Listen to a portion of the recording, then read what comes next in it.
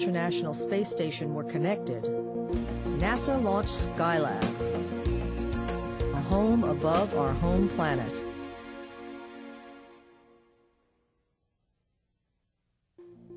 Hello and welcome. I'm John Coward. NASA has long focused on finding out how astronauts can live and work in space. Finding the answer to that was one of the many reasons behind building the International Space Station. But it was also the driving question meant to be solved by America's first space station, an orbital workshop called Skylab. By the time the last crew left in February 1974, astronauts spent more time in space than all of NASA's previous missions combined. Their research would set the stage for today's successes on board the International Space Station. NASA and the United States had not yet landed on the moon when the idea of a space station started taking shape.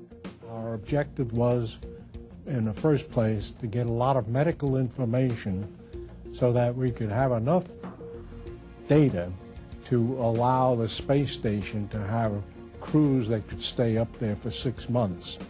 The result was Skylab, a workplace in space designed to host scientific discovery without forgetting the comforts of life on Earth.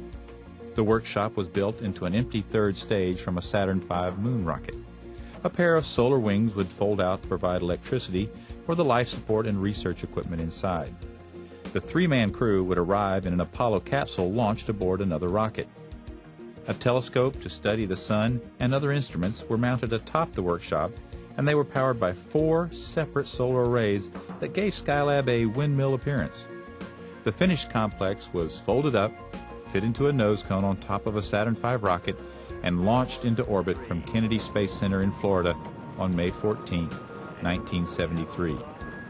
But the ascent soon grew too rough for the space station, and the air rushing over the outside of the Saturn V tore off one of the large solar panels and a crucial heat shield meant to protect the workshop. The second large solar panel was stuck in place, and Skylab reached orbit critically low on electricity.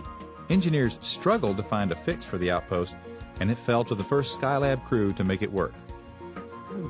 The situation that faced our crew as we launched, of course, was the broke Skylab. It was hot. It lacked electrical power.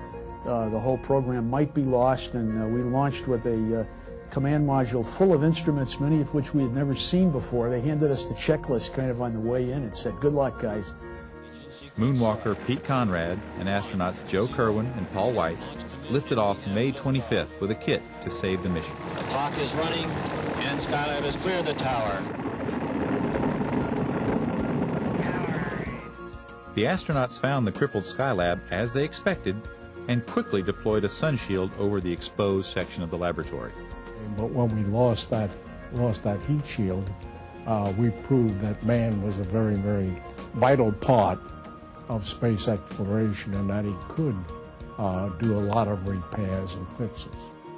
Repairs and improvements would follow throughout the Skylab program, including spacewalks that ultimately freed that stuck solar panel.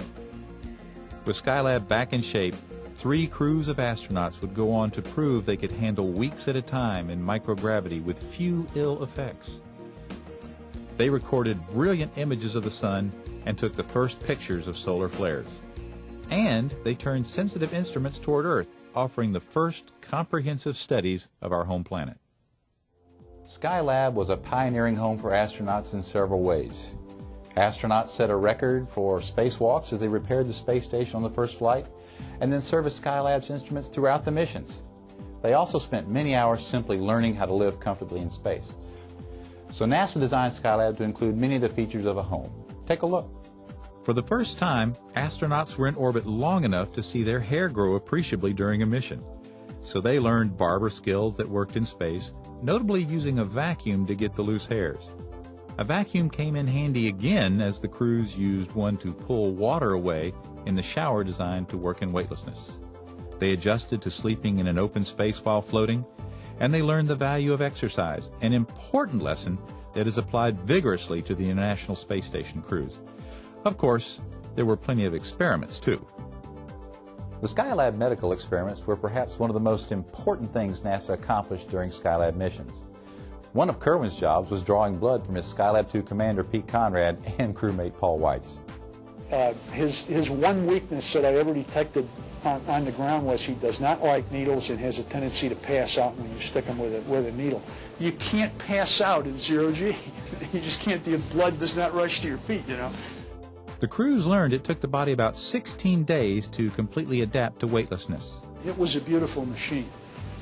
It was clean, it was quiet, we had plenty of volume to do our thing.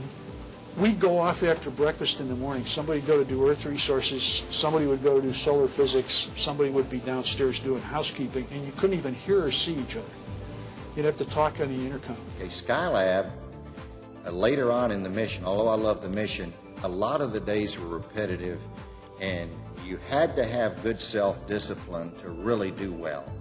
And I felt it took a lot more self-discipline to fly a good Skylab mission than it did to fly a good lunar mission because of this one psychological thing.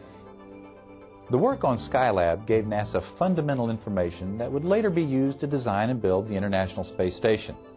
Living and working in space brought about completely unexpected challenges and solutions. Even something as simple as moving around inside the large orbiting workshop was not done the way the astronauts expected. Tell you one thing, the four Conrad boys would sure have a blast up here along with every other kid in the United States if they could ever get inside and beat Disneyland and everything else. But mostly we said, no, you'll probably just crawl along or move along. And after the very first day of watching you, nobody crawled anywhere. Everybody flew everywhere. There were other, more complex problems to solve too, and the solutions would become an encyclopedia for the International Space Station. But so many things were learned on Skylab that are going to be needed in Space Station. There's no way to figure them out on the ground. Before the astronauts learned how to live and work inside the International Space Station, designers pored over the lessons of Skylab. They considered the kind of accommodations astronauts would want, judging them against what worked 35 years earlier. Skylab also contributed to parts of the Space Shuttle program, notably the jetpack called the Manned Maneuvering Unit used by spacewalkers to float free of the shuttle to retrieve satellites. Skylab astronauts flew the prototype jetpack in the expansive workshop area. They proved they could keep control in weightlessness and refine what kind of control system would be used. About 10 years after the last Skylab crew left space, Bruce McCandless used the Manned Maneuvering Unit to fly far from the Space Shuttle Challenger and back safely.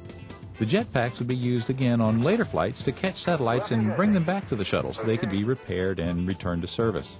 From what it set out to do to what it ultimately accomplished, Skylab has remained a fascinating element of NASA's history and an important map for its future. One day, astronauts may fly inside vehicles inspired by Skylab and its crews for months on end as they traverse the millions of miles on the way to Mars. For future missions, astronauts will likely be called on to improvise repairs and make other changes to their spacecraft by conducting unplanned spacewalks, just as Skylab's crews proved could be done. For NASA, I'm John Cowart. Thank you for joining us.